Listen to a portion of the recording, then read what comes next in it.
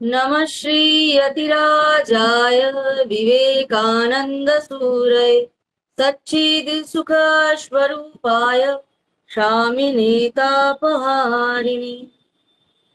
দেববাণী পাঠ এবং আলোচনা আমাদের চলছিল। আজকে আমাদের পাঠ শুরু হবে 142 পৃষ্ঠা, সোমবার 5ই অগস্ট।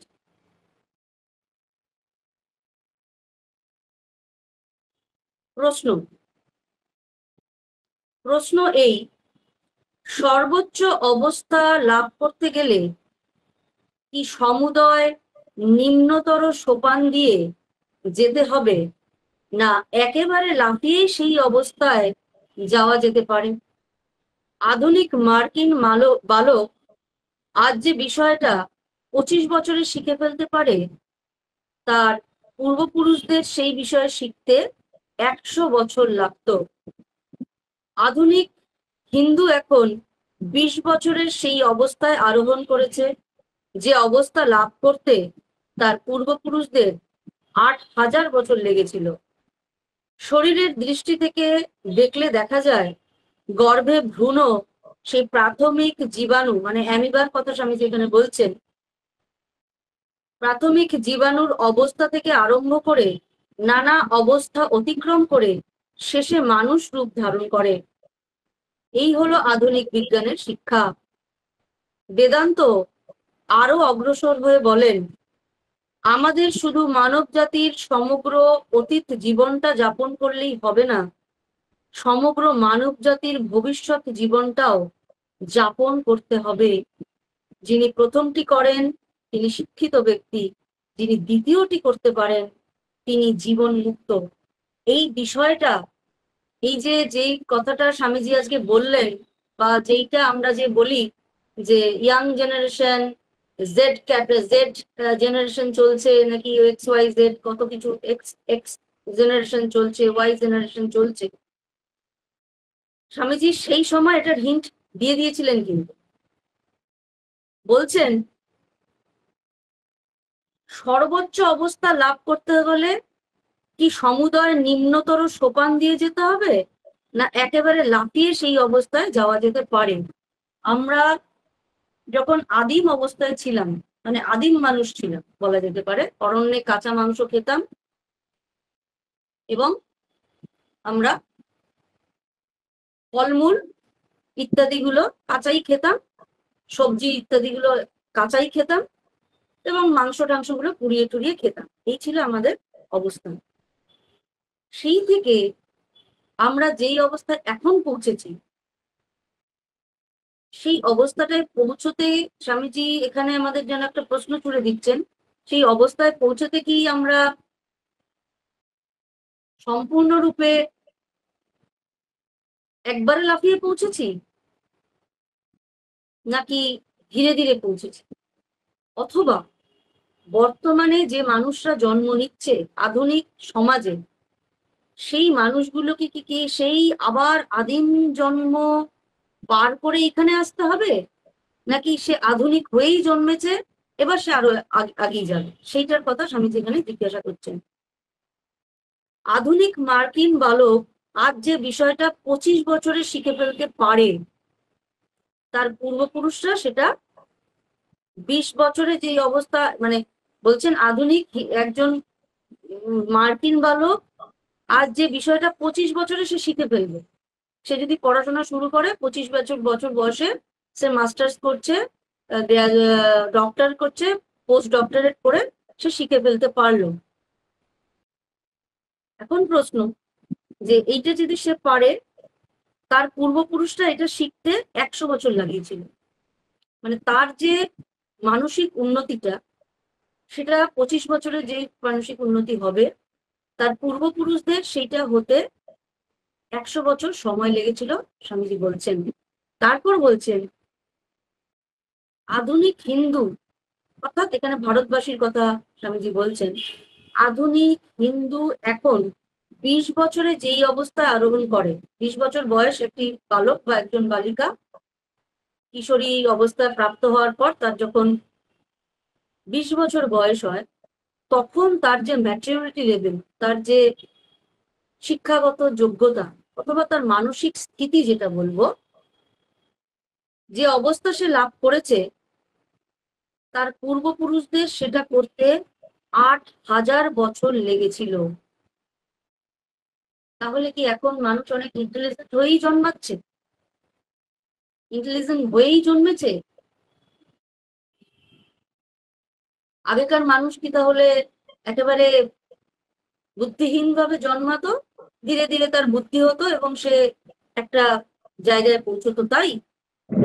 আর এখনের ছেলেমেয়েরা সেই জায়গাটাকে অতিক্রম করে, যেখান থেকে তাদের বাবা মারা তাদের মানসিক স্থিতির স্টপ করেছে, সেই জায়গাটা নিয়েই সে জন্ম নিচ্ছে, তাই কি স্বামীজি বলছেন? যে অবস্থা লাভ করতে তার পূর্বপুরুষরা 8,000 বছর লাগিয়েছিল। শরীরের দৃষ্টিতে দেখতে গেলে দেখা যায় গর্ভে ভ্রূণ সেই প্রাথমিক জীবাণু, অর্থাৎ একটি অ্যামিবার কথা বলছে, সেই অবস্থা থেকে আরম্ভ করে নানান অবস্থা অতিক্রম করে শেষে মানুষ রূপ ধারণ করে। মাতৃগর্ভে একটি যখন প্রথম ভ্রূণটি আসে, তখন একজন মায়ের মানে মানুষ, সে যখন মনুষ্য শরীর তার যদি হয়, একজন মনুষ্য শরীরের মায়ের গর্ভের সেই শিশুর যদি ছবি তোলা যায়, আর একটি গরু বা একটি বাঘ বা একটি কোনো অন্য প্রাণী মানুষ ছাড়া তার গর্ভের যে ভ্রূণটার ছবি কিন্তু একই রকম আসবে, আকার অনেকটা একরকম, অনেকটাই একরকম, বেশিরভাগটাই একরকম। মাথাটা থাকবে আর একটা সত্য ওই অনেকটা চিংড়ি মাছের মতো একটা দেহ থাকবে, ওইটুকুটা দেখা যায়।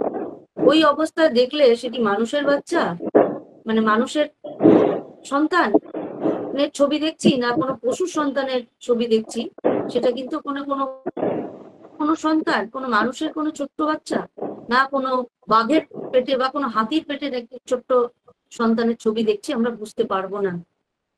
এবং এরপর ধীরে ধীরে পশুর সন্তান যেভাবে স্টেপ বাই স্টেপ আগায়, তারপর সেই আগিয়ে সে তার পূর্ণরূপ ধারণ করে, মানুষও তাই ধীরে ধীরে ধীরে ধীরে এগিয়ে তার পূর্ণরূপ ধারণ করছে। এই হলো আধুনিক বিজ্ঞানের শিক্ষা, এটা জাগতিক দৃষ্টি দিয়ে বলছেন।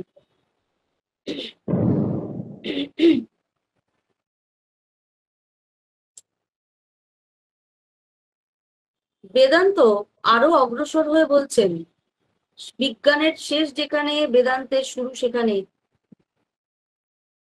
বলছেন বেদান্ত বলছেন যে আমাদের শুধু মানব জাতির সমগ্র অতীত জীবনটা যাপন করলেই হবে না, অর্থাৎ আমরা যখন আদিম ছিলাম, তারপর যখন মাত্র সিভিলাইজড হয়েছি, এই সময়টা হতে আমাদের অনেকগুলো হাজার বছর কেটে গেছে, অনেকগুলো হাজার হাজার বছর কেটে আমরা সিভিলাইজড হয়েছি এবং এখন এই মুহূর্তে যে অবস্থায় দাঁড়িয়ে আছি সেই অবস্থায় রয়েছি। কিন্তু মনুষ্যদের ক্ষেত্রে পূর্বে তা হলেও বর্তমানে কিন্তু তা হবে না, বা ভবিষ্যতেও তা হবে না। মাতৃগর্ভেই সে আমাদের আদিম জীবনটা কাটিয়ে আসছে এবং সে যখন জন্মাচ্ছে তখন বর্তমান আধুনিক সভ্যতা এবং বাবা মায়ের মানসিক স্থিতি, তাদের ম্যাচুরিটিটা এই এই মুহূর্তে যা আছে সেই নিয়ে সেই সন্তানটি জন্মাচ্ছে।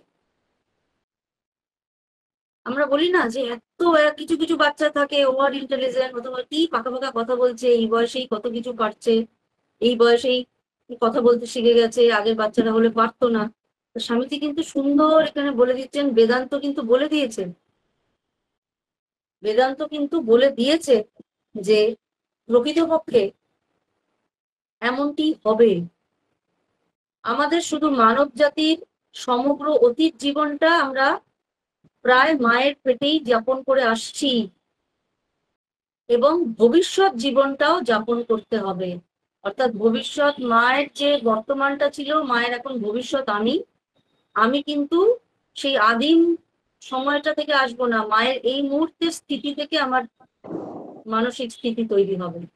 তার মানে মায়েদের এবং বাবাদের কতখানি দায়িত্ব বেড়ে যাচ্ছে তার একটি সন্তানকে পৃথিবীতে আনার ক্ষেত্রে।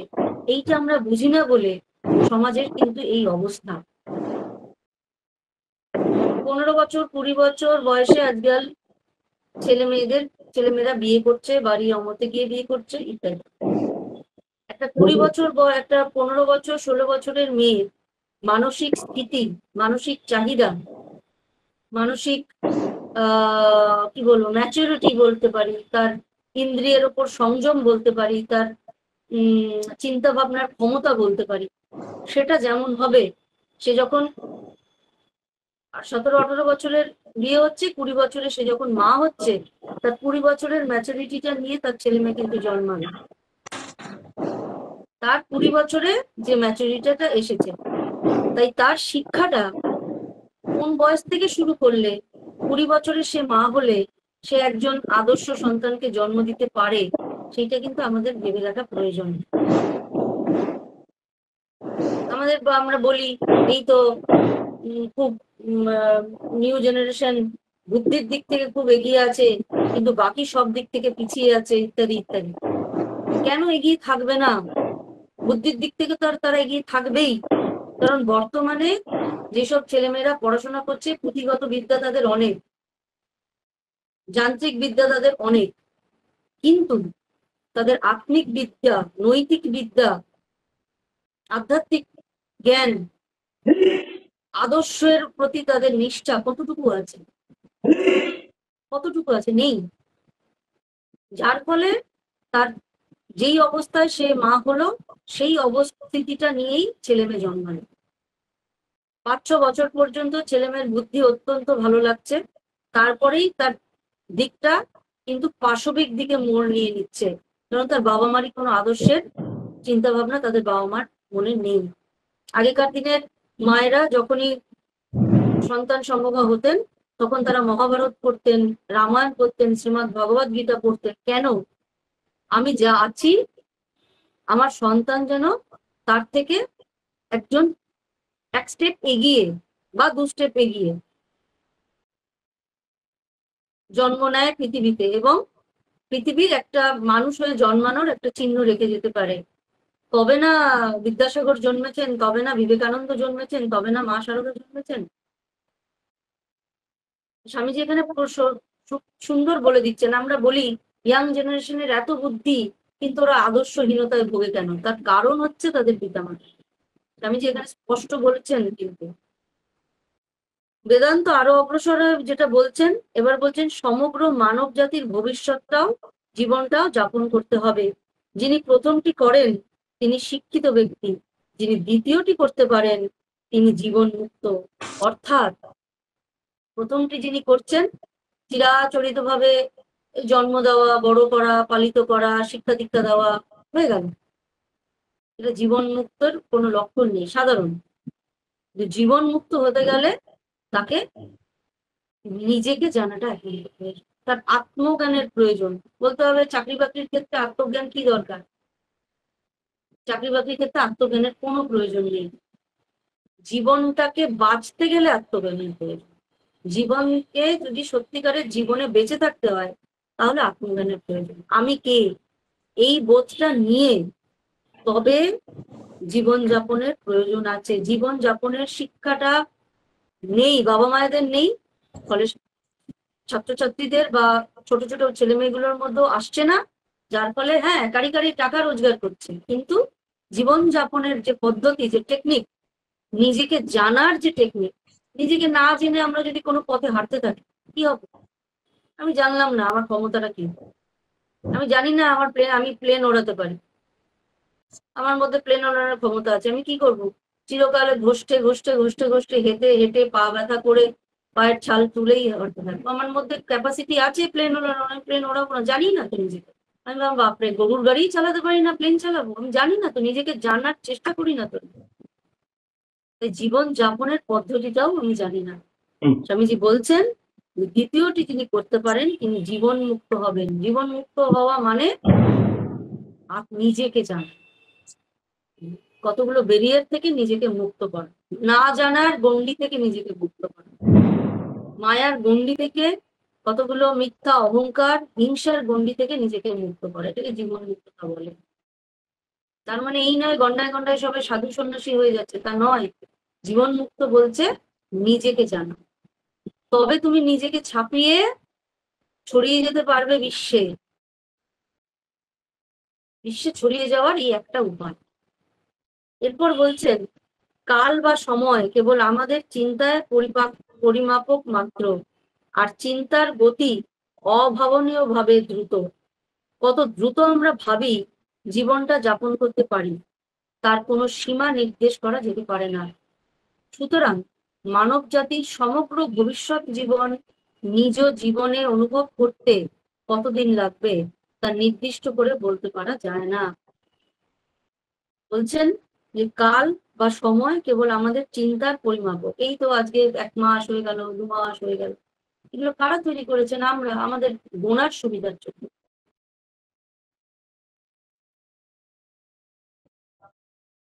আমাদের গোনার সুবিধার জন্য। আর চিন্তার গতি অভাবনীয়ভাবে দ্রুত। আমরা চিন্তা করি বলে আমরা এগোতে পারি। আমরা আদিম মানুষ থেকে আমরা সিভিলাইজড হতে পেরেছি কেন? আমরা চিন্তা করি বলে। কত দ্রুত আমরা ভাবি জীবনটা যাপন করতে পারি, কত সহজে, কত সুখ স্বাচ্ছন্দ্যের মধ্যে আমরা জীবনযাপন করতে পারবো, সেটার কোনো নির্দেশ করা যেতে পারে না, কারণ আমাদের চিন্তাটা অসীম, অনন্ত, ইনফিনিটি। সুতরাং মানব জাতির সমগ্র ভবিষ্যৎ জীবন নিজ জীবনে অনুভব করতে কতদিন লাগবে তা নির্দিষ্ট করতে বলতে পারা যায় না। এক মুহূর্তে হতে পারে, আর কারোর 50 জন্ম লাগতে পারে। এটা বাসনা বা ইচ্ছার তীব্রতার উপর নির্ভর করছে। সুতরাং শিষ্যের প্রয়োজন অনুযায়ী উপদেশও ভিন্ন ভিন্ন প্রকারের হওয়া দরকার। বলছেন গুরু যখন তার শিষ্যকে পথ নির্দেশ করবেন, সেই শিষ্যের কতটা প্রয়োজনীয়তা আছে সেই অনুযায়ী সে তাকে পথ নির্দেশ করবেন।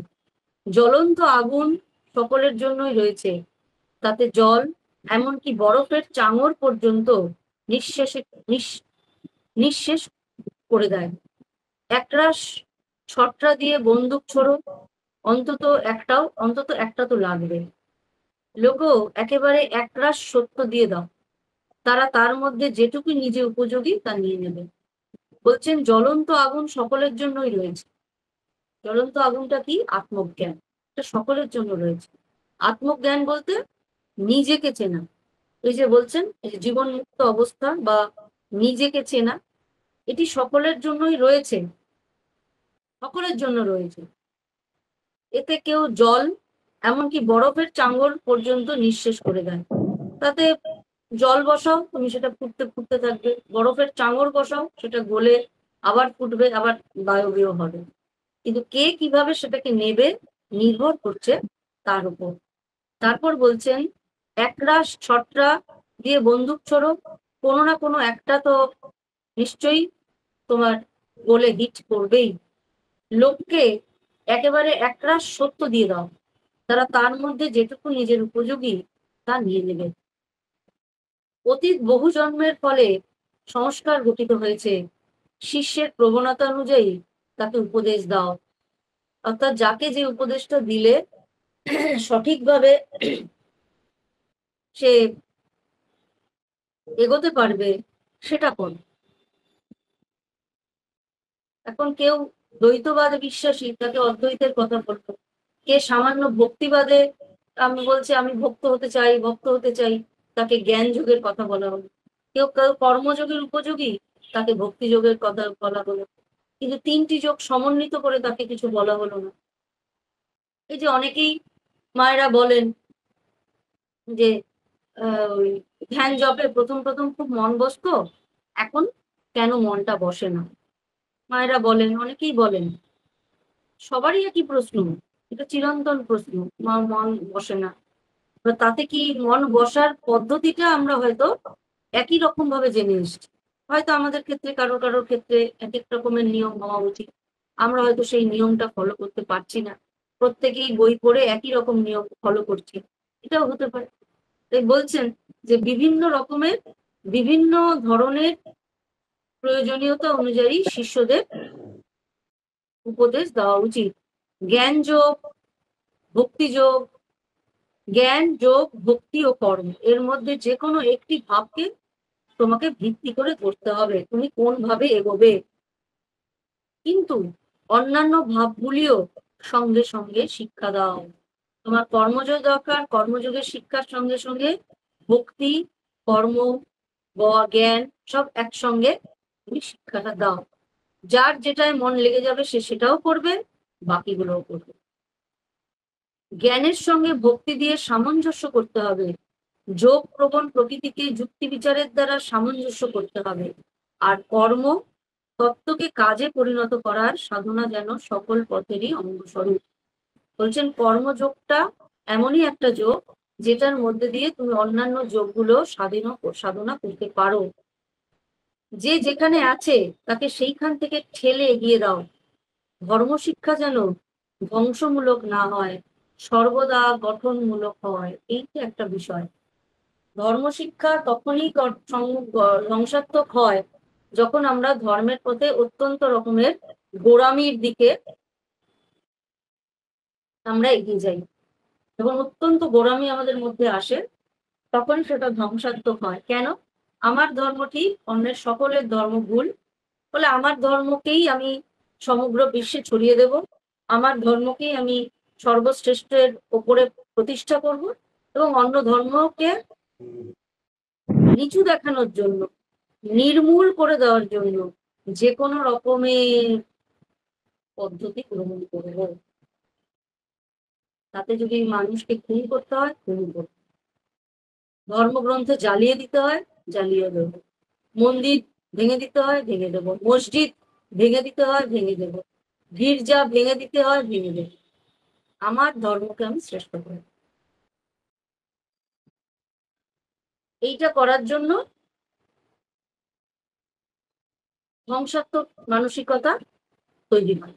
আর কেউ যদি ভাবে যে আমি এগিয়ে যাব, আমি এগিয়ে যাব, ঠাকুর নিজের জীবন দিয়ে দেখিয়ে দিয়েছে, সর্বধর্মকে তিনি সমন্বিত করে ফেলেছেন, সর্বধর্মকে একত্রিত করে ফেলেছেন এবং যে শেষে গিয়ে বলছেন যেভাবেই তুমি যাও না কেন শেষে গিয়ে সেই একই ব্রহ্মে তুমি উপস্থিত হবে। তিনি সব ধরনের সাধনা করে দেখিয়ে দিয়েছেন। আমরা একেবারে বোকা যে নিজেরা মারামারি করে মরি। তিনি দেখিয়ে দিয়েছেন কেউ ছোট নয় কেউ বড় নয়, পৃথক বলে কিছু নেই, এটা উনি দেখিয়ে দিয়েছেন। তাই বলছেন তোমাকে এগিয়ে যেতে হবে, ধর্ম শিক্ষা দাও। শ্রীমৎ ভগবত গীতা, রামায়ণ, মহাভারত, বেদ, উপনিষদ, কোরআন, বাইবেল সব পড়াও, সব। কিন্তু কি কারণে পড়াও? যদি বলা হয় কেন পড়াবো,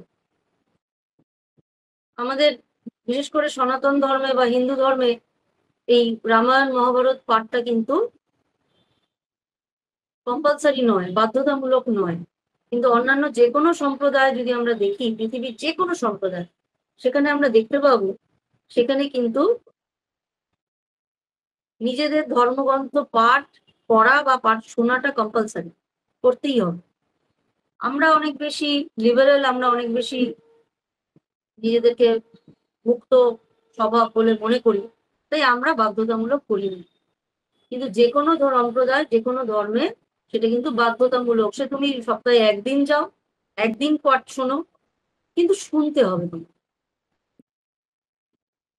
কিন্তু আমাদের সনাতন ধর্মে বা হিন্দু ধর্মে এমন কিছু নয়, তুমি শোনো কি না শোনো কিছু আসে যায় না। খুব দুঃখের ব্যাপার, রামায়ণ মহাভারত আমাদের ইয়াং জেনারেশনের 80%, বলবো সারা ভারতবর্ষে ঘুরলে 80% ইয়াং জেনারেশন রামায়ণ মহাভারত উপনিষদ ছেড়েই দিলাম, সাধারণ রামায়ণ মহাভারত কি সেটা তারা বলতে পারেনি।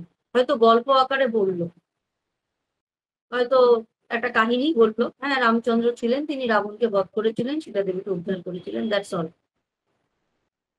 হ্যাঁ মহাভারতে দুই ভাই ভাই যুদ্ধ হয়েছিল, শ্রীকৃষ্ণ সেখানে সারথী ছিলেন, সারথীটাও অনেক সময় বলতে পারে না, ড্রাইভার বলে না। যাই হোক, ভাই ভাই যুদ্ধ হয়েছিল, অর্জুনরা জিতে গিয়েছিল, দুর্যোধন হেরে গিয়েছিল, এইটুকু বলতে পারলে অনেক। দুর্যোধন নামও বলতে পারে না, যুধিষ্ঠিরের নামও বলতে পারে না, অর্জুন নামটা সহজ বলে একটু বলতে বলতে পারে। সত্যি কথাই, দাদা এটাকে গল্প হিসেবে জানে, এবং গল্প হিসেবে জানে বলেই তারা এটা অন্যান্য গল্পের সঙ্গে মিশিয়ে ফেলে। এই গল্পটাও শুনেছি, এটা একটা সিনেমা দেখেছিলাম বহু বছর আগে, সেই সিনেমার গল্পটা মনে আছে। সেমনি রামায়ণের গল্পটা একটু একটু মনে আছে, শুনেছিলাম ছোটবেলায় দাদু দিদাদের মুখে। ব্যাস, গল্প, এগুলোকে শুধুমাত্র গল্প আকারে তাদের সামনে উপস্থাপন করা হয়েছে। কিন্তু অন্যান্য ধর্মে আমরা যদি যাই, অন্যান্য সম্প্রদায়কে দেখি, এটা কিন্তু তাদের কাছে গল্প নয়, এটা তাদের জীবনের আদর্শ। অন্তত পক্ষে তুমি সপ্তাহে একটা দিন হলেও তুমি শুনবে, এটা বাধ্যতামূলক। আমরা আমাদের ধর্মকে জানি না, তাই আমরা নিজেদেরও জানতে পারি, তাই আমাদের অবক্ষয়টা সব থেকে বেশি। বিভিন্ন সম্প্রদায়ের মধ্যে গোঁড়ামি প্রচুর, নিশ্চয়ই গোঁড়ামি, এটা খুব খারাপ জিনিস, কিন্তু তাদের মধ্যে যেটা আছে সেটা নিয়মানুবর্তিতা, যেটা আমাদের মধ্যে সেটাও নেই। আমরা অত্যন্ত বেশি উন্মুক্ত মনা, উন্মুক্ত বিচারের হয়ে আমরা আমাদের নিয়মানুবর্তিতা, নিষ্ঠা, আদর্শটাকেই জলাঞ্জলি দিয়ে দিয়েছি। যাই হোক, স্বামীজি বলছেন জ্ঞান, যোগ, ভক্তি, কর্ম, এই সবকটিকেই একসঙ্গে তুমি তোমার জীবনের যাপনের মধ্যে দিয়ে আনো। যে যেখানে আছে তাকে সেইখান থেকে ঠেলে এগিয়ে নিয়ে দাও। ধর্মশিক্ষা দাও, কিন্তু সেই ধর্মশিক্ষা যেন নিজের উন্নতির জন্য হয়, সেটা যেন গঠনমূলক হয়। আমি দুটো দাগ টেনে দিলাম, বললাম একটা দাগকে তুমি বড় করো, কোন রকম অন্য কোনো পেন্সিল না ব্যবহার করে, করতেই পারি। একটা বড় দাগ দিলাম, তার পাশে একটা ছোট দাগ, দুটোকে তুমি, একটা বড় দাগ, একটা নর্মাল দাগ দিলে, এবার বলতে হবে তুমি এই বড় দাগটাকে, এই দুটো দাগকে সমান করো। কিন্তু একটাকে তুমি দুটো সমান দাগ দিলাম, আমি ভুল বললাম, দুটো সমান দাগ দিলাম, একটা দাগকে তুমি বড় করো, কোনো পেন্সিল ব্যবহার না করো। আমরা কি করলাম, একটা দাগকে মুছে দিল, মুছে অর্ধেক করে দিল, ফলে দুটো সমান দাগের মধ্যে একটা দাগ ছোট হয়ে গেল, মাথাটা মুছে দিলাম, ছোট হয়ে গেল, পাশের দাগটা বড় দেখাচ্ছে। আমরা ঠিক সেইটাই করি। আমরা ধর্মচর্চার নামে অপর ধর্মকে ছোট করি মাত্র, নিজের ধর্মকে বড় দেখানোর জন্য, নিজেকে বড় দেখানোর জন্য একই কাজ করি। নিজেকে বড় করার কোনো চেষ্টা আমরা করি না, অথবা নিজের ধর্মকে জেনে, নিজের সম্প্রদায়, নিজের আদর্শকে, নিজের নৈতিকতাকে, নিজের সংস্কারকে জেনে নিজেকে বড় করার চেষ্টা করি। অপরকে টেনে ছোট করি, অন্যের ধর্মের চর্চা করি, অপরের ধর্মকে আমরা নানাভাবে, নানান উৎসাহ তার সম্পর্কে আমরা বলি, এটা ওই ধর্মে এটা আছে, এই ধর্মে সেটা আছে, আমাদের বাবা এটা আছে, আমাদের এটা আছে, কিন্তু আমরা ধর্মগ্রন্থ খুলে দেখি না ওটা আছে। যদিও আছে, চর্চা করি কি, ছাত্রছাত্রী স্টুডেন্টদের তাদেরকে সেটা বোঝায় কি, যে তোমাদের কি সম্পদ আছে সেই সম্পদটা নিয়ে এগো, বলি না। তর্কের সময় বলি এই আমাদের এই আছে, বেদ উপনিষদ আছে, হেনা আছে, তানা আছে, খুব তর্ক করে যায়। কিন্তু যতটুকু আছে, অপর সম্প্রদায়ের যে কটা আছে তারা কিন্তু সেটার প্রতি নিষ্ঠাবান, এটা ভাবতে হবে আমাদের। আমরা নিষ্ঠার দিক থেকে, আদর্শের দিক থেকে, নিয়মানুবর্তী থেকে, সব দিক থেকে সেখান থেকে ছোট হয়ে আছি, সব দিক থেকে। ধর্ম শিক্ষা ধ্বংসাত্মক করে ফেলছে, অপরকে ছোট করে যাচ্ছে, একদম ছোট করে নিজেদের বড় করার চেষ্টা করছি, যেটা কোনো কাজের কথাই নয়। মানুষের প্রত্যেক প্রবৃত্তিরই তার অতীতের কর্ম সমষ্টির পরিচায়ক। এটি যেন সেই রেখা বা ব্যাসার্ধ, যেটি ধরে মানুষকে চলতে হবে। সকল ব্যাসার্ধ অবলম্বন করেই কেন্দ্রে যাওয়া যায়। অপরের স্বাভাবিক প্রবণতা উল্টে দেবার এতটুকু চেষ্টাও করো না, তাতে গুরু এবং শিষ্য উভয়ই পিছিয়ে যায়। যখন তুমি জ্ঞান শিক্ষা দিচ্ছ, তখন তোমাকে জ্ঞানী হতে হবে, আর শিষ্য যে অবস্থায় রয়েছে তোমাকে মনে মনে ঠিক সেইখানে যেতে হবে। অন্যান্য যোগও এই প্রত্যেকটি বৃত্তি এমন ভাবে বিকশিত হবে যে যেন সেটি ছাড়া আমাদের অন্য কোনো বৃত্তিই নেই। এই হচ্ছে তথাকথিত সামঞ্জস্যপূর্ণ উন্নতি সাধনের যথার্থ রহস্য। অর্থাৎ গভীরতার সঙ্গে উদারতা অর্জন করো, কিন্তু গভীরতা হারিয়ে উদারতা চেয়েও না। আমরা অনন্ত স্বরূপ, আমাদের মধ্যে কোনো কিছুর ইতি করা যেতে পারে না। সুতরাং আমরা সবচেয়ে নিষ্ঠাবান মুসলমানের মতো গভীর, অথচ ঘোরতর নাস্তিকের মতো উদার ভাবাপন্ন হতে পারি। কি সুন্দর এখানে কথাটা স্বামীজি এখানে বলছেন, সামঞ্জস্যের কথা বলছেন। মানুষের প্রত্যেক প্রবৃত্তি তার অতীতের কর্ম সমষ্টির পরিচায়ক। আজকে আমার প্রবৃত্তি যা, তা আমি পূর্বে যা যা করেছি তারই পরিচয়। এটি যেন একটি রেখার মতো, যা আমি করব, যা আমি ভাববো, যা চিন্তা করব, যা অভ্যাসের মধ্যে আনবো, সেইটা ধরে ধরে কেন্দ্রে পৌঁছাবো। সেটা স্বামীজি বলছেন সেটা জ্ঞান যোগের পথ ধরে হতে পারে, কর্মযোগের পথ ধরে হতে পারে, ভক্তি যোগের পথ ধরে হতে পারে, কিন্তু তুমি কেন্দ্রে পৌঁছচ্ছ। অপরের স্বাভাবিক প্রবণতা উল্টে দেবার এতটুকু চেষ্টা করো না, তাতে গুরু শিষ্য উভয়ই পিছিয়ে পড়বে। এবার এখানে গুরু শিষ্য বা মাস্টার এবং স্টুডেন্টদের কথা বলছেন। যে যেমন প্রবৃত্তি নিয়ে এসছে, যে যেমন ক্যাপাসিটি নিয়ে এসছে, তাকে সেইভাবে তাকে এগিয়ে দেওয়ার চেষ্টা করো মাত্র। যখন তুমি জ্ঞান শিক্ষা দিচ্ছ, তখন তোমাকে জ্ঞানী হতে হবে। তুমি জ্ঞান দেওয়ার আগে আমাদেরকে জ্ঞানী হওয়া প্রয়োজন। কিন্তু যখন আমরা ভক্তি যোগ শিক্ষা দেবো, তখন আমাকে আগে ভক্ত হতে হবে। কিন্তু আমি যখন তাকে কর্মযোগ শিক্ষা দেব, তখন আমাকে কর্মী হতে হবে। কর্মী হয়ে নিজে মরতে শেখাতে হবে। স্বামীজি বলছেন না, খাটতে খাটতে মরে যা, দেখে সুখী হই। নিষ্কাম কর্ম তোমাকে তাকে দেখিয়ে মরে যেতে হবে, তবে সে শিখবে। শুধুই জ্ঞান দিলাম, নিষ্কাম কর্ম করো, নিষ্কাম কর্ম করো, ভক্ত হও, ভক্ত হও, তাতে হবে না। তোমাকে সেটা আগে হতে হবে। জীবনটা দিয়ে স্বামীজি, ঠাকুরমা স্বামীজি দেখিয়ে গেছেন, সেরকম জীবনটা দিয়ে দেখাতে হবে। তারপর তুমি তাকে সত্যিকারের এমন জায়গায় পৌঁছতে পারবে, যেই জায়গাটায় তুমি তাকে দেখতে চাইছো বা নিজেকে দেখতে চাইছো। প্রত্যেকটি বৃত্তি এমন ভাবে বিকশিত হবে যেন সেটি ছাড়া আমাদের অন্য কোনো বৃত্তি নেই। যখন আমি ঘরজাত দিচ্ছি, এমন ভাবে ঘরজাত দেব যেমন এছাড়া আমার আর ভবিষ্যতে কোনো পৃথিবীতে আর কোনো কোথাও কাজ নেই।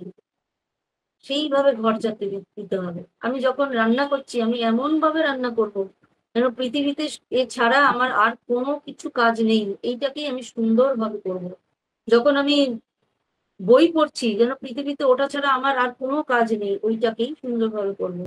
যখন আমি অতিথিকে আপ্যায়ন করছি, যখন আমি সেবা করছি, প্রত্যেকটি বিষয়ে আমাদের এমন ভাবে এগোনো প্রয়োজন যেন আমি ওটাই করব, ওটা ছাড়া যেন আমার কোনো ভিত্তি নেই।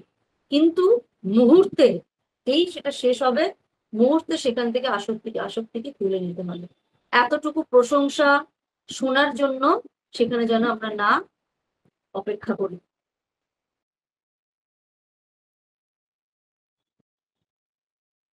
এইভাবে যদি কাজ করা যায়, স্বামীজি বলছেন, তাহলে এটা প্রকৃতপক্ষে উন্নতি সাধনের যথার্থ রহস্য।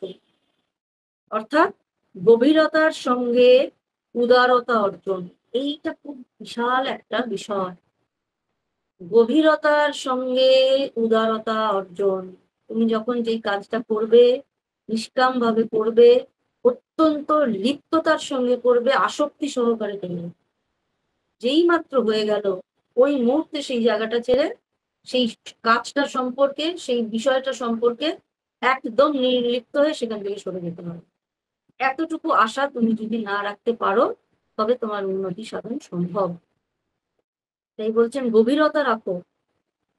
আমাকে যদি এখন কেউ একটা রান্নার কাজ দিল, তুমি রান্না করো, কিন্তু এইভাবে করতে হবে যেন আমি ছাড়া এখানে রান্নার কেউ নেই, এবং আমি এই রান্নাটা যদি সঠিকভাবে করতে পারি তাহলে এর উপর আমার ভবিষ্যৎ নির্ভর করছে, আমার ঈশ্বর লাভ নির্ভর করছে। এইভাবে রান্নাটা করতে হবে। কিন্তু যেই মাত্র হয়ে গেল, হয়তো সেই মুহূর্তে আমাকে সেই জায়গাটা ছেড়ে চলে আসতে হবে। কেন?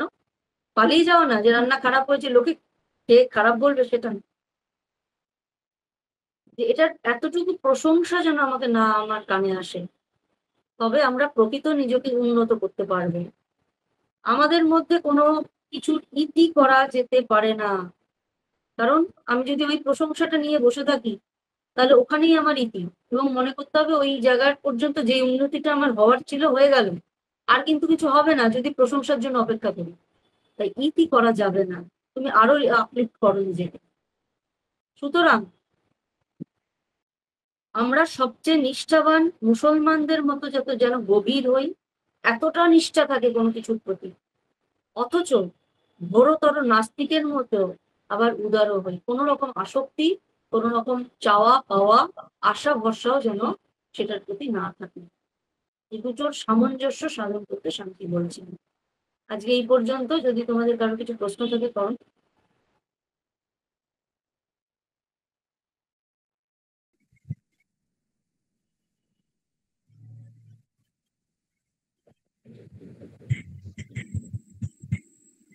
মা, ওই গভীরতার সঙ্গে উদারতা অর্জন ওইখানটা আরেকবার একটু বলুন না।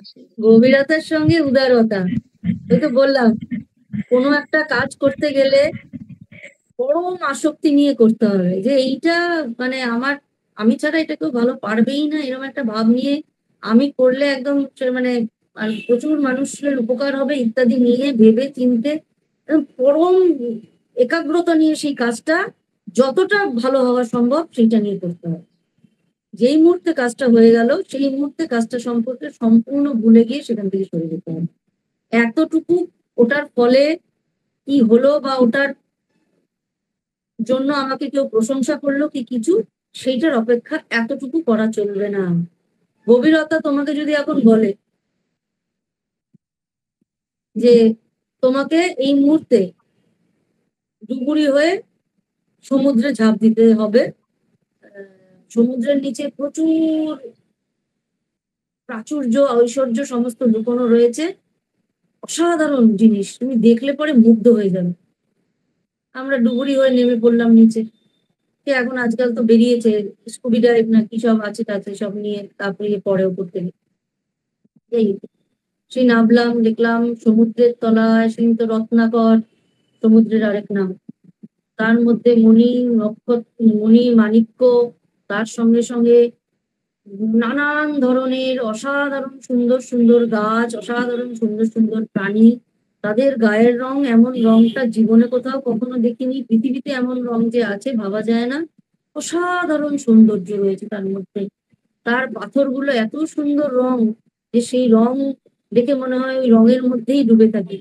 তার মাছগুলো ছোট্ট ছোট্ট মাছ, বড় মাছ, শঙ্খ, সেই শঙ্খের গায়ের রং, শঙ্খের ডিজাইন, হ্যাঁ এই রয়েছে। কোনো কালে কোনো প্রাচীন সময়ে হয়তো কোনো জাহাজ ডুবি হয়েছিল অথবা কোনো শহর ডুবে গিয়েছিল, তার প্রাচুর্যগুলো সব তার মধ্যে লুকানো রয়েছে। কি অপূর্ব অপূর্ব তার ছটা, কি অপূর্ব অপূর্ব তার নকশা, দেখতে দেখতে দেখতে দেখতে মুগ্ধ হয়ে গেলাম। এই মুহূর্তে উপর থেকে টান এলো যে এবার উঠতে হবে, অক্সিজেন শেষের পথে, এরপরে তুমি আর ওখানে বেঁচে থাকতে পারবে না, তোমাকে ওপরে উঠে আসতে হলো। তুলে নিল, ওপরে যে লোকগুলো বসে আছে তারা তোমাকে টেনে দড়ি দিয়ে ওপরে তুলে নিল, হয়ে গেলে। না তুমি একটা শঙ্খ আনতে পারলে, না তুমি একটা শঙ্খ বা কোনো মণি মাণিক্য নিয়ে আসতে পারলে, তুমি দেখে ভাল লাগলো, ব্যাস উঠে পড়লো। এটা হচ্ছে চরম গভীরতায় গিয়ে আবার ফিরে আসা চরম উদারতার সঙ্গে। তুমি ওখানে গিয়েছিলে ওইটা দেখতে, মনের সম্পদ নিয়ে ফিরে এলে, তোমার হাতে কোনো সম্পদ নিয়ে তুমি এলে না, কিন্তু তার জন্য তুমি যে ফিরে এলে, যে তাতে কোনো তোমার আফসোসও হলো না যে তুমি কিছু নিয়ে ফিরতে পারি। ওই সময় ওই গভীরতার সঙ্গে ওই জায়গাটা তুমি পরে দেখছো, কিন্তু যখন ফিরছো তখন চরম প্রশান্তি নিয়ে ফিরছো, দেখে এলাম, ব্যাস ওখানেই শেষ। এইটা বলছেন চরম গভীরতা এবং চরম উপরতা। উঠে এসে তুমি হয়তো দু একজনকে তার সাথে গল্প করছো, জানো তো, এরকম দেখলাম, ব্যাস। এই আমার এইটা খুব হচ্ছে সুন্দর, বিষয়। খুব ভালো মাতাজি লাগলো। প্রণাম নেবেন। বলছি এখানে তাহলে নাস্তিকের, ঘোরতর নাস্তিকের মতো উদার বলছে কেন? নাস্তিকের এই তুলনাটা বুঝতে পারছি না। নাস্তিকের কোনো আদর্শ না, নাস্তিকের ঘোরতর নাস্তিক, তুমি তাকে যতই যুক্তি দাও, যতই চোখে আঙুল দিয়ে দেখাও, সে বিশ্বাস করবে না, মানে বিশ্বাস করবেই না। সে ওইটা নিয়ে ভাববে না, মানে সে ভাববেই না। ঈশ্বর আছে, তিনি মাতৃরূপে আছেন, তিনি পিতৃরূপে আছেন, আচ্ছা আচ্ছা ভাববো না। তুমি দেখো না এরম ভাবে আছে, না না আমি ওই নিয়ে ভাবতে চাই না, বা তাকাবোই না, ফিরেই তাকাবো না ওই দিন। আমি যা মনে করে নিয়েছি ঈশ্বর নেই, তো ঈশ্বর নেই। সেই রকম আমি যেই কাজটা করে এসেছি করে এসেছি, আর ওটা নিয়ে ভাববো না, ওটা নিয়ে চিন্তাও করবো না। হ্যাঁ, এইটা হচ্ছে চরম নাস্তিকের মতো, একদম উদার। ওর মধ্যে এতটুকু আসক্তি আমার কিচ্ছু থাকবে না, এতটুকু আসক্তি থাকবে না। আমি ওটা করেছি এবং ভুলে গেছি। বলে না নেকিকার আর দরিয়া মে ডাল, ওই রকম ব্যাপার। ভাববই না ওটা যে করেছিলাম কখনো, সেটাই ভাববো না।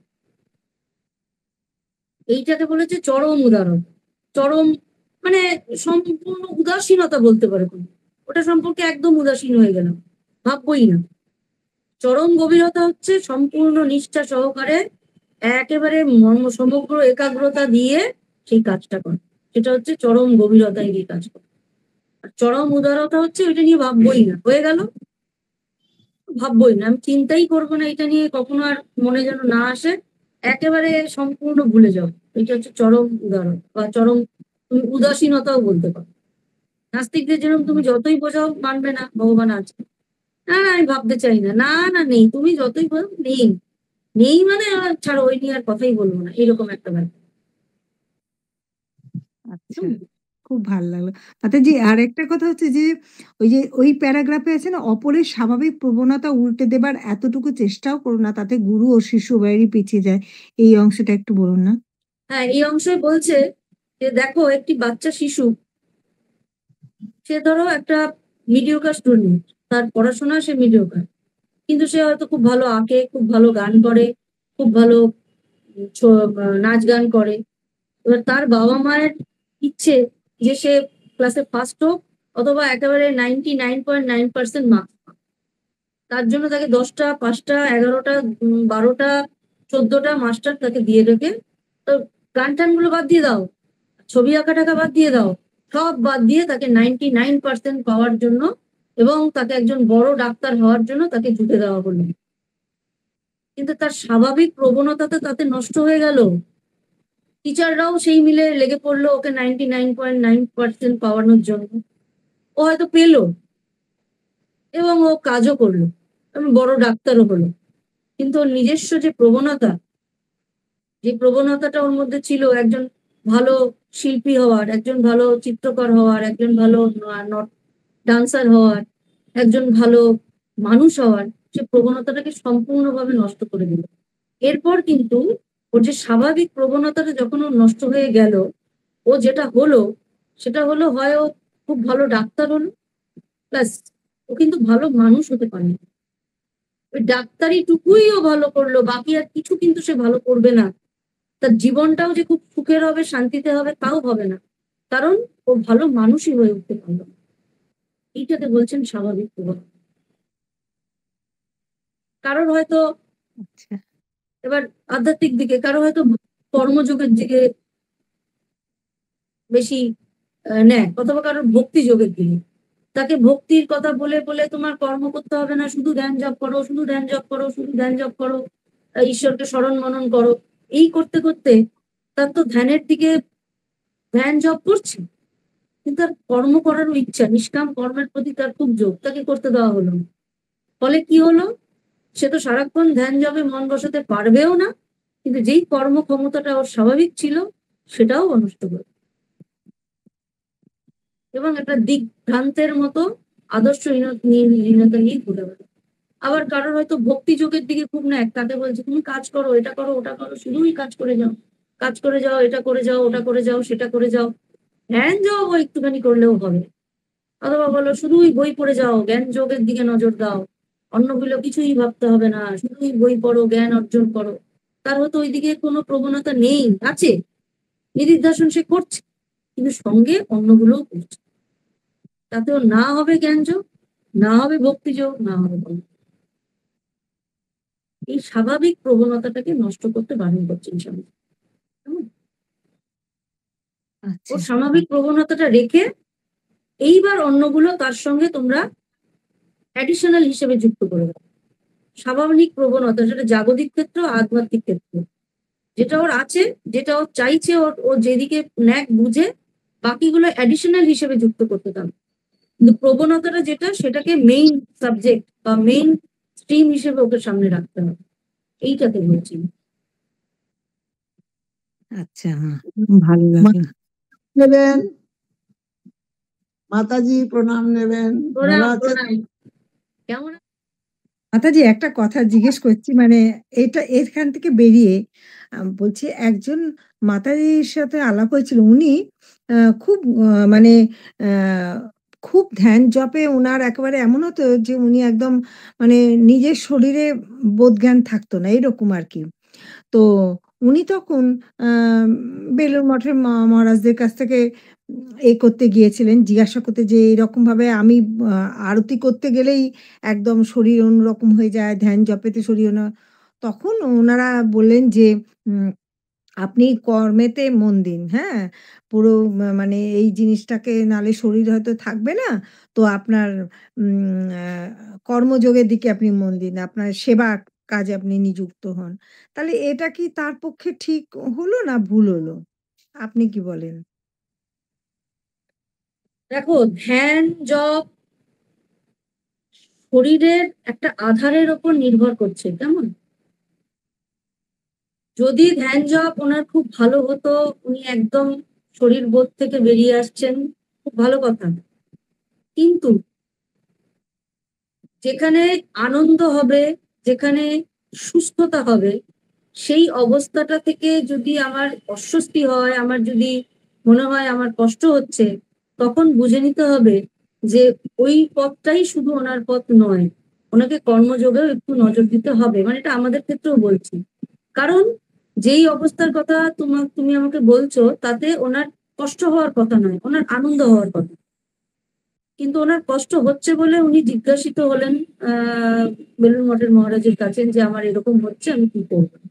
তার মানে কষ্ট, যদি আনন্দ হতো তাহলে তুমি বলতেন না যে আমার আনন্দ হচ্ছে, আমি কেন বলবো, আমি এতে খুব আনন্দ পাচ্ছি এবং আমার এইভাবে আমার ভালোই চলছে, হ্যাঁ, আনন্দ পাচ্ছি। যদি আনন্দ হতো তাহলে উনি বলতেন না যে ওনার। আমি অডিও অডিও করলো কেন? হ্যাঁ, তুমি কিছু কিছু বললে?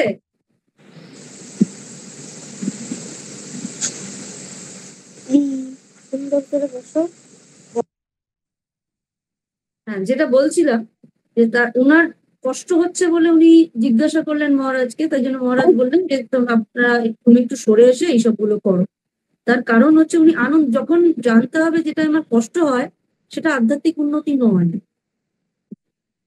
তখন সেই জায়গাটাকে স্টপ করতে হবে, করে সবগুলোর মিশ্রণ, জ্ঞানযোগ, ভক্তিযোগ, কর্মযোগের মিশ্রণটাকে পালিত করতে হবে। আর যদি আমার ভক্তিযোগী হয়, যদি আমার জ্ঞানযোগী হয়, অদ্বৈত ভাবে আমি একদম লীন হয়ে থাকতে পারি 2 দিন 3 দিন, সেটা আমার আনন্দ হবে। তখন বুঝতে হবে এটা, তখন মনে হবে ওটাই আমার আধারে, বা ওটাই সঠিক পথে এগোচ্ছি। কিন্তু যখনই কষ্ট হবে তখন বুঝতে হবে এটা আমি সঠিক পথে এগোচ্ছি না। তখন ওই জায়গা থেকে একটু সরে এসে কর্মযোগের দিকেও নজর দিতে হবে। কেমন? আচ্ছা, আচ্ছা, বুঝলাম মাতাজি। হ্যাঁ, ধরো আমাকে তুমি, তোমার হ্যাঁ, বাড়িতে আমি গেলাম, তুমি রোজ আমাকে দুর্দান্ত দুর্দান্ত সবকিছু রান্না করে খাওয়াচ্ছ, মানে অত্যন্ত উন্নত মানের কিছু রান্না করছো, যেগুলো মানে কোনো সীমা নেই, একেবারে বেস্ট কোয়ালিটির জিনিস তুমি আমাকে খাওয়াচ্ছ, আমিও বেশ খাচ্ছি, খেয়ে খেয়ে বেশ শরীর স্বাস্থ্য হলো, বেশ সুন্দর একটা চেহারা হলো, বেশ একটা শরীরে শক্তি টক্তিও হলো। কিন্তু কিছুদিন পরেই দেখা গেল আমার পেটের সমস্যা হলো। তখন বুঝতে হবে যে এই যে অত্যন্ত উন্নত মানের খাদ্যগুলো কিন্তু হয়তো এই মুহূর্তে আমার অতিরিক্ত হয়ে যাচ্ছে, আমার অন্য কিছুও প্রয়োজন, অথবা একদম সাধারণ মানের খাওয়ারও প্রয়োজন, আমার একটু ব্যায়ামের প্রয়োজন, আমার একটু কর্ম করার প্রয়োজন। শুধুমাত্র বসে বসে অন্য খুব উৎকৃষ্ট খাবারগুলো খাচ্ছি, যার ফলে আমার পেটটা কিন্তু সেটা নিতে পারছে না, আমার শরীরটা কিন্তু খারাপ হচ্ছে। এইটা হচ্ছে না, আমরা ধ্যান করতে অনেক সময় ভালো লাগে, ধ্যানে ডুবে গেলাম, কিন্তু ফিরে এসে যদি আমার শরীর খারাপ লাগে, আমার যদি অবসাদ লাগে, আমার যদি কষ্ট হয়, তাহলে বুঝতে হবে এই শুধু এইটাই আমার পথ নয়, আমার পথটা বোধহয় একটু ভুল হচ্ছে। তখন অন্য দিকগুলোকে একটু অবলম্বন করা প্রয়োজন আছে। জয় মা, মাতাজি প্রণাম নেবেন। প্রণাম। মাতাজির এত সুন্দর সাবলীল আলোচনা, মনে হচ্ছে আর কারো কোনো প্রশ্ন নেই।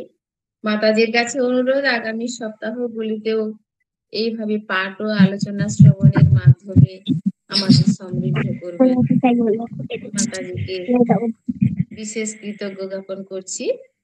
ঠাকুর মা স্বামীজির কাছে মাতাজির সর্বাঙ্গীন মঙ্গল, কল্যাণ, সুস্থতা কামনা করছি। এখন আমাদের এই আধ্যাত্মিক আলোচনা সভা প্রায় শেষের মুখে। এখন সমাপ্তি সঙ্গীত নিবেদন করবেন আমাদের শ্রদ্ধেয়া সুতপা ব্যানার্জি। নমস্কার মাতাজি। তোমার তোমার কথা আমার খুব ভালো লাগছে। আমার মাও তাই বলে, খালি পর পর পর পর। আমার খুব আবৃত্তি করতে ভালো লাগে। পরের দিন তুমি একটা আবৃত্তি শুনিও, কেমন? ঠিক আছে। ভালো থাকবে। জয় ঠাকুরমা স্বামীজি। জয় ঠাকুর। ঠাকুরমা স্বামীজির চরণে আভূমি লুণ্ঠিত প্রণাম জানিয়ে, মাতাজিকে আমার সশ্রদ্ধ প্রণাম জানিয়ে আমি একটি বিবেক বন্দনা করছি। বিবেকানন্দ পঞ্চকম।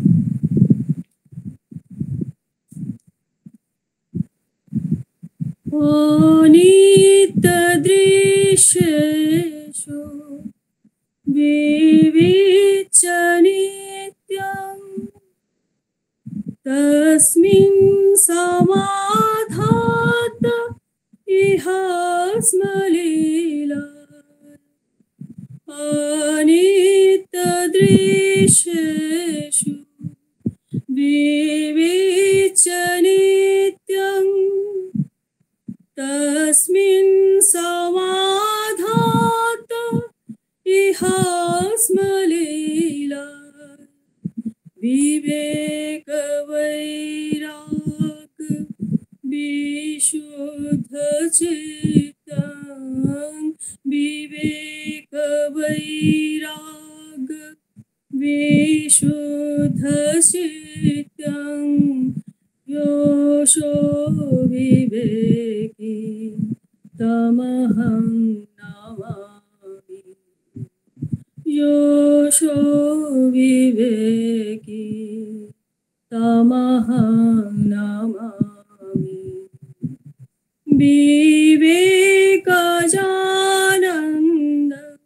निमग्नचित्तं, विवेकजानन्द निमग्नचित्तं, विवेकदानैक विनादशीलं, विवेकभाषा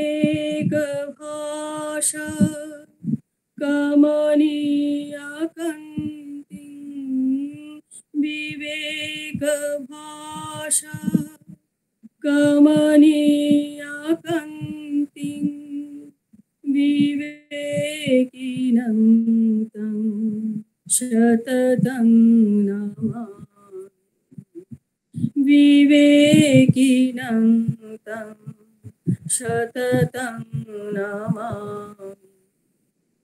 ऋतं च विज्ञानम् अधिश्रयादामि, निरन्तं चादि माधन्तहीनं,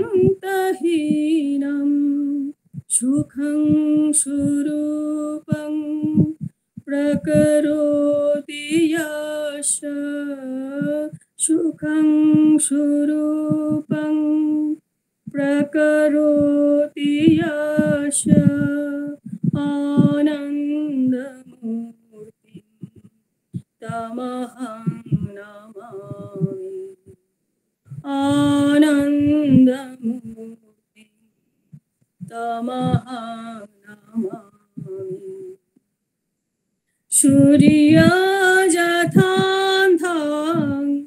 हितामनिहन्ति सूर्यं जथान्धं हितामनिहन्ति विष्णु तथा दुष्ट जानाचिनाति तथैव यश खिलनेत्रलोभं तथैव यश खिलनेत्रलोभं रूपं त्रितापं विमुखीकरोति रूपं त्रितापं विमुखीकरोति तं देशिकेन्द्रं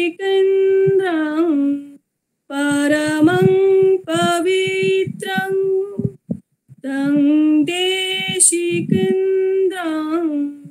परमं पवित्रं विशालपालं मधुरं यतीन्द्रं हिताय निन्नं नरमूर्तिमन्तं हिताय निन्नं नरमूर्तिमन्तं विवेकानन्दम् अहं नमामि विवेकानन्द अहं नमामि ॐ नमः श्रीजतिराजाय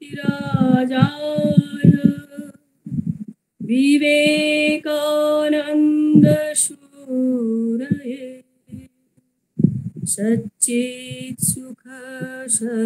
सच्चित्सुखस्वरूपाय स्वामिने तापहारिणे स्वामिने तापहारिणे स्वामिने तापहारिणे जय ठाकुर जय माँ जय स्वामी जी माता जी के আমার শতকোটি